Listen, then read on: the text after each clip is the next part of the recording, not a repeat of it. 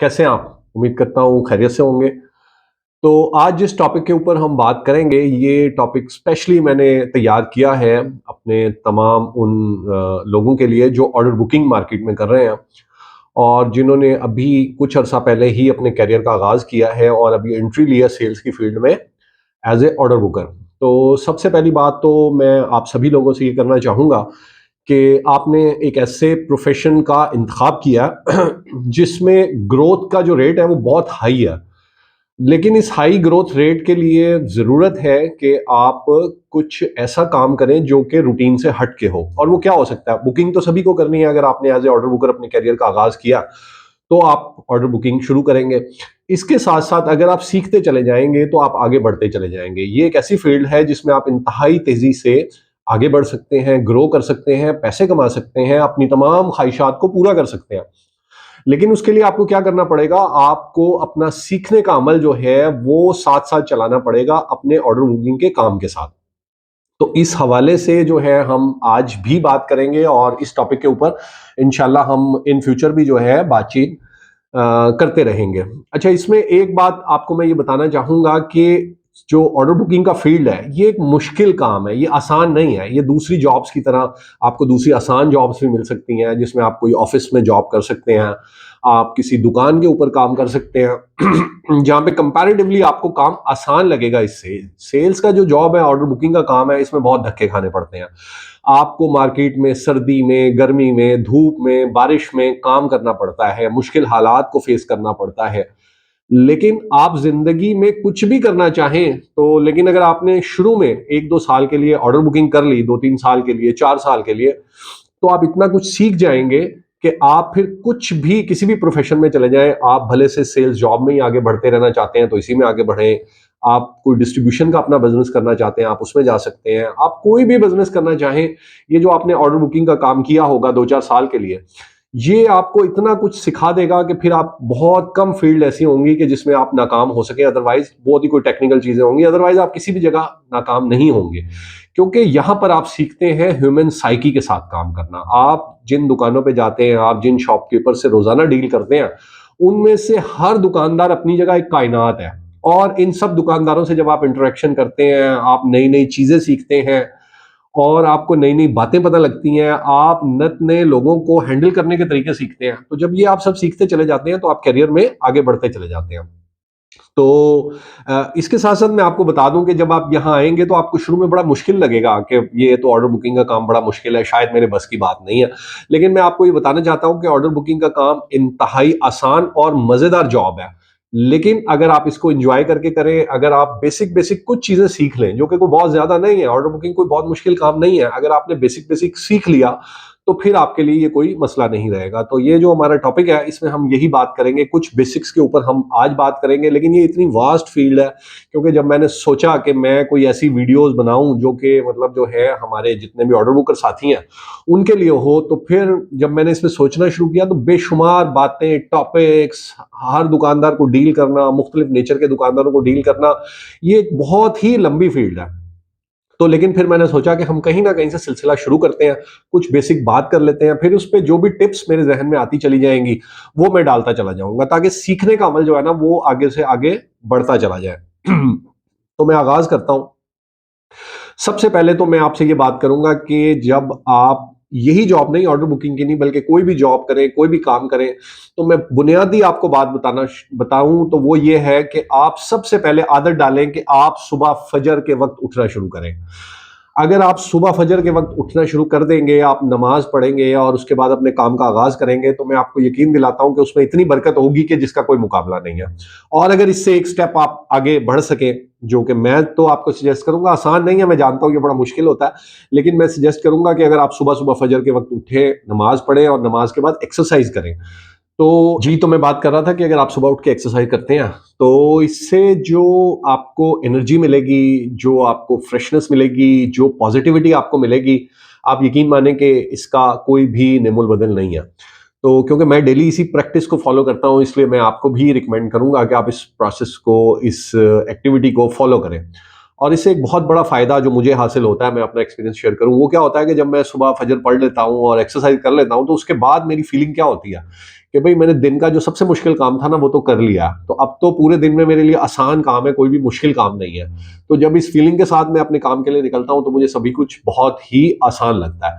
तो बहरहाल आप ये चीज कर सकते हैं और इससे बहुत ज्यादा फायदा हासिल कर सकते हैं। लेकिन बहरहाल ये हमारे काम का हिस्सा तो नहीं है, लेकिन काम को अच्छे अंदाज में करने में बहुत ज्यादा आपके लिए मददगार साबित हो सकता है। सुबह जल्दी उठने के बाद जो दूसरा हमारा सबसे अहम पॉइंट है वो ये है कि अपने काम पर निकलने के लिए तैयारी करना। तो इसमें मैं आपको सजेस्ट करूंगा कि आप हर रोज प्रॉपरली शेव करें, आप प्रॉपरली तैयार होएं, आप नहाएं धोएं और अच्छे कपड़ों में साफ सुथरे प्रॉपर आयरन हुए हुए कपड़े पहनकर आप अपने काम के लिए निकलें। क्योंकि अगर आप थके हुए चेहरे के साथ, बड़ी हुई शेप के साथ, गंदे कपड़ों के साथ दुकान पे जाते हैं ना, आपको कभी रिस्पांस नहीं मिलेगा। मिल भी गया थोड़ा बहुत मिलेगा, लेकिन अगर आपकी मंजिल आगे की है, अगर आप तरक्की करना चाहते हैं, अगर आप आगे बढ़ना चाहते हैं, तो आपको वो करना पड़ेगा जो सही है।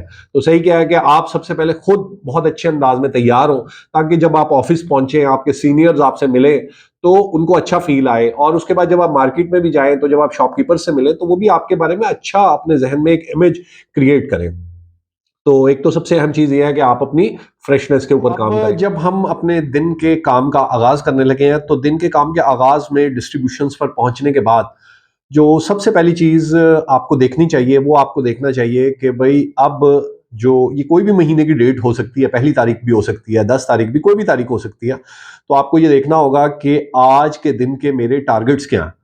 यानी आपका जो महीने का टारगेट था उसको आपने दिनों में स्प्लिट किया होगा, उसमें आप तक जो अब तक अचीव कर पाए हैं, जो बैलेंस रह गया होगा, उसके लिए कोई पर डे एवरेज आपको रिक्वायर्ड होगी। तो सबसे पहले आप ये देखेंगे भाई मुझे आज के लिए क्या जो है ना पर डे एवरेज रिक्वायर्ड है अपने टारगेट को अचीव करने के लिए।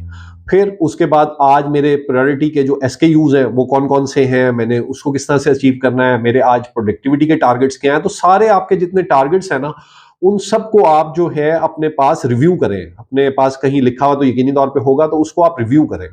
अच्छा, अब इस रिव्यू करने के बाद आपके लिए, अगर आप जहां काम कर रहे हैं वहां पे कंप्यूटराइज बिलिंग होती है और आपके पास सिस्टम है और उसके अंदर सारी रिपोर्ट्स मौजूद हैं, तो मैं सजेस्ट करूंगा कि एक रिपोर्ट आप निकलवा कर जरूर देखें। ये रिपोर्ट बड़ी फायदेमंद आपके लिए साबित होगी, और वो रिपोर्ट है जीरो सेल्स पार्टीज। कि भाई आपकी डिस्ट्रीब्यूशन पे, आपके आज के एरिया में कौन सी ऐसी दुकानें हैं जिन्होंने एटलीस्ट पिछले 15 दिन का, आपको ये डेटा स्टडी करना चाहिए, क्योंकि 15 दिन में आपकी 2 टर्न्स उस एरिया में गुजरी होंगी। तो आप स्टडी करें, अगर आपका वीकली टर्न वाला एरिया तो आप यहाँ पे स्टडी करें कि भाई लास्ट 15 डेज में कौन सी ऐसी पार्टीज हैं जिन्होंने मुझसे स्टॉक नहीं खरीदा।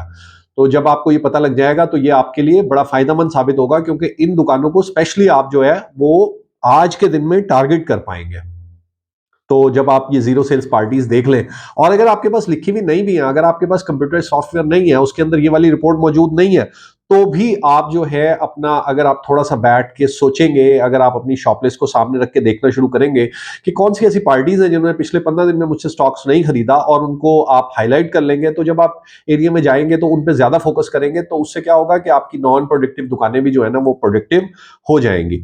अच्छा, इसके बाद जो अगली चीज हो सकती है, जब आप अपने टारगेट को, जीरो सेल्स पार्टीज को देख लें, तो उससे अगली चीज मैं आपको सजेस्ट करूंगा कि आप अपने सुपरवाइजर जो है, आप उनके साथ, या आपके डिस्ट्रीब्यूटर, या जो भी आपकी डिस्ट्रीब्यूशन पे आपके सीनियर हैं, आप उनसे अगर आपको कोई मदद चाहिए तो उसकी बात करें। अब मदद से क्या मुराद होती है? मदद से मुराद ये होती है कि हो सकता है आपके आज के एरिया में कुछ मुश्किल दुकानदार हो जिनको आप हैंडल नहीं कर पा रहे हो, जो आपसे स्टॉक्स नहीं ले रहे हो, जो आपसे नाराज हुए में हो, जो कंपनी के प्रोडक्ट के किसी फॉल्ट की वजह से, या किसी ट्रेड ऑफर का ना मिलने पे, या जब उन्होंने स्टॉक नहीं लिया उसके बाद ट्रेड ऑफर आने पे, या कोई भी वजह ऐसी हो सकती है जिसकी वजह से वो आपसे नाराज है। तो आप अपने सुपरवाइजर से, अपने डिस्ट्रीब्यूटर से रिक्वेस्ट करें कि आज मेरी ये कुछ पार्टीज हैं जिसमें आप मुझे करने में मदद दें, ताकि इन पार्टीज से भी मैं सेल ले पाऊं। तो हमेशा याद रखें कि जिंदगी में एक बड़ा बेहतरीन असूल है, जब भी आप कभी मुश्किल में आ जाएं तो आप जरूर मदद के लिए जो है ना अपने सीनियर से हेल्प लें। अगर आप ये हेल्प लेंगे तो उससे फायदा क्या होगा कि वो जो शॉप्स आपकी नॉन प्रोडक्टिव चली आ रही हैं, जहां से आपको सेल्स नहीं मिल पा रही, वो भी प्रोडक्टिव हो जाएंगी, और जब वो प्रोडक्टिव हो जाएंगी तो डेफिनेटली वो आपका टारगेट को अचीव करने में आपके लिए मददगार साबित होंगी। तो जब आप ये मदद के लिए भी उनसे बात कर लें, उनसे कोई टाइम सेट कर लें उन दुकानों पे, या वो सुबह आपके साथ जा सकते हैं, या वो आपको बता सकते हैं आपके सीनियर के अभी तो मेरे पास टाइम नहीं है, मुझे किसी मीटिंग में जाना है या किसी और के साथ काम करना है, तो वो आपको कोई टाइम दे देते हैं कि भाई इतने बजे मैं आपकी उस शॉप पे पहुंच जाऊंगा। तो जब वो टाइम सेट हो जाए तो फिर आप उस टाइम पे वहां पहुंच सकते हैं और वहां पर आप उनकी मदद से वो दुकान को जो है प्रोडक्टिव कर सकते हैं, और इससे आपको जो है आपका मसला जो है वो हल हो जाएगा और आपको टारगेट करने में मदद मिल जाएगी। अच्छा, इससे अगला जो हमारा पॉइंट है वो ये है कि जब आपकी ये बात भी हो जाए, अब आपने मार्केट के लिए निकलना है, तो इसके लिए आप कुछ तैयारी करें। वो तैयारी क्या है? सबसे पहले आप अपनी ऑर्डर बुकिंग फॉर्म जो है, अगर आप मैनुअल ऑर्डर्स लेते हैं तो आप वो करें, अदरवाइज अगर आप अपने मोबाइल में बुकिंग करते हैं तो अपने मोबाइल में जो भी चीजें आपको अपडेट करनी है, सिंक्रोनाइज करना है, आप उसको करें। और इसके बाद अपना जो है आपको जो भी आपके पास पीओएस मटेरियल अवेलेबल है, आपके डिस्ट्रीब्यूशन पे point of sales material available है, वो आप देखें कि आप कितना आज के दिन में अप्लाई कर सकते हैं। वो उतना ही लेके जाएं जितना आप अप्लाई कर सकें। कोशिश करें कि इतना मटेरियल ना लेके जाएं जो कि जाया हो जाए, बल्कि थोड़ा मटेरियल लें, कम दुकानों पे लगाएं लेकिन अच्छी जगह पे लगाएं, क्योंकि कंपनी ने इसके लिए खर्चा किया हुआ है, इसके लिए इन्वेस्टमेंट की हुई है।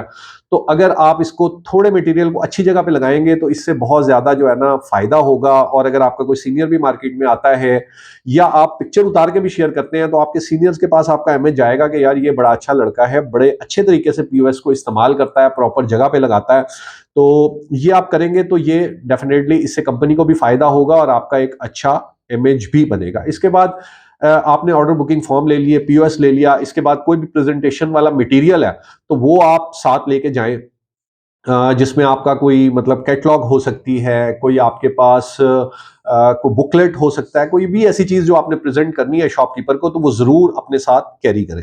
अच्छा, इसके बाद एक और बड़ी अहम चीज जो डिस्ट्रीब्यूशन से निकलने से पहले आपको मेक श्योर करनी चाहिए, वो है आपकी क्रेडिट लिस्ट। तो आपके आज के एरिया में कौन से दुकानदार हैं जिनका क्रेडिट है, उसको उस क्रेडिट को कितने कितने दिन हो चुके हैं, वो क्रेडिट कितनी कितनी वैल्यू का है, ये सारी चीजें आप अपने पास नोट कर लें, अपने डिस्ट्रीब्यूटर से ये सारी तफसीलात हासिल कर लें। क्योंकि इससे फायदा ये होगा कि आप जब उन शॉप्स पे जाएंगे जिनका क्रेडिट है तो उनका ऑर्डर किस तरह से बनाना है, उनसे किस तरह से बात करनी है, तो जब आपके पास तफसीलात होंगी ना तो आपको बहुत ज्यादा मदद मिल जाएगी। अच्छा, इसके बाद इस एरिया की जो आपकी शॉप लिस्ट है वो भी जरूर साथ लेके जाएं, क्योंकि अगर कोई एरिया में शॉप नहीं खुली है तो उसको ऐड करना है आपने अपनी शॉप लिस्ट में, उसको ऐड करें। और अगर कोई दुकान क्लोज हो गई है उसको डिलीट करवाना है तो शॉप लिस्ट को आप साथ साथ अप टू डेट अपना करते रहें और अपने सिस्टम में भी उस शॉप लिस्ट को जो है वो आप अप टू डेट करवाते चले जाएं। जब आप शॉपलिस्ट भी ले लें और ये सारी चीजें आपके पास मुकम्मल हो जाए, तो इसके बाद अगला जो आपने काम करना है वो ये है कि आप मार्केट में निकलने से पहले अपने गोडाउन की पोजीशन जरूर चेक करें। आपके जो डिस्ट्रीब्यूशन का गोडाउन है वो चेक करना इसलिए जरूरी है कि अगर कोई भी प्रोडक्ट शॉर्ट है तो उसके बारे में आपको पता लग सके। बाज केसेस में ऐसा होता है कि प्रोडक्ट शॉर्ट तो नहीं है लेकिन कम क्वांटिटी में होती है, तो वो भी आपको पता होना चाहिए, ताकि आपको पता हो, फर्ज कर लीजिए कि 10 कार्टन ही किसी चीज के पड़े हैं और अगर आप वहां पर बुकर हैं और आपके 2-3 साथी और हैं, तो जाहिर है आप उसमें उसको डिवाइड कर लेंगे। अगर 10 कार्टन पड़े हैं, 2 लोग हैं आप, तो आप कहेंगे ठीक है भाई 5 कार्टन आप बेच लेना, 5 कार्टन मैं बेच लूंगा, और उससे ज्यादा ना बेचें। क्योंकि एक बड़ी मार्केट में खराबी उस वक्त पैदा होती है जब आपका एक पूरा ऑर्डर होता है और उसके अंदर से एक एसकेयू शॉर्ट हो जाता है, तो वो फिर शॉपकीपर कहता है कि नहीं भाई, अगर ये भी एसकेयू नहीं है तो आप पूरा ऑर्डर ही वापस ले जाइए। तो ऐसी सिचुएशन को अवॉइड करने के लिए आपको अगर एग्जैक्टली पता होगा कि कौन से प्रोडक्ट शॉर्ट है या कौन से कम क्वांटिटी में अवेलेबल है, और वो जब आप आपस में डिवाइड कर लेते हैं तो फिर आप उससे ज्यादा नहीं बुक करते, तो इससे आपकी एग्जीक्यूशन बेहतर हो जाती है, आपकी कमिटमेंट जो है शॉपकीपर के साथ वो खराब नहीं होती है। तो जब आप ये गोडाउन भी चेक कर लें, ये कर लें, तो इसके बाद अब मैं यहाँ एक टेक्निक ऐड करूंगा। तो बेसिकली मैंने ये सोचा कि अभी ये वाली जो वीडियो है इसको यहीं तक रखते हैं, और अभी तो वैसे अभी हमने शॉप के ऊपर जाने से और आगे की सारी बात शुरू ही नहीं की है, लेकिन मैं ये समझता हूँ कि हम छोटे पार्ट्स के अंदर वीडियोस बना लें तो ज़्यादा बेहतर होगा। तो इस वीडियो को मैं इधर ही एंड कर रहा हूँ, और इसमें जितनी चीज़ें हैं उनको आप कोशिश करें कि अपनी रोज़मर्रा रूटीन का हिस्सा बनाएं। बाकी ये है कि नेक्स्ट जब मैं वीडियो डालूंगा तो फिर उसमें इससे आगे की जो बातें हैं, इससे आगे का जो प्रोसेस है, हम इंशाल्लाह उसके बारे में बात करेंगे। तो मैं सिर्फ ये रिक्वेस्ट करूंगा कि ये जो वीडियोस हैं ये आप देखते जाएं, इसको जहन नशीन करते जाएं, मैं इंशाल्लाह इसमें चीज़ें ऐड करता चला जाऊंगा। तो अगर आपने तमाम ही ये जो ऑर्डर बुकर वाली जितनी भी पोस्ट में डालूंगा आप देखते रहेंगे तो यकीनी तौर पे मैं आपको बताऊंगा कि इंशाल्लाह इससे आपको बहुत ज्यादा फायदा मिलेगा और आपका जो ये ऑर्डर बुकिंग का काम है ये बहुत ज्यादा आसान हो जाएगा। Thank you very much. Allah Hafiz.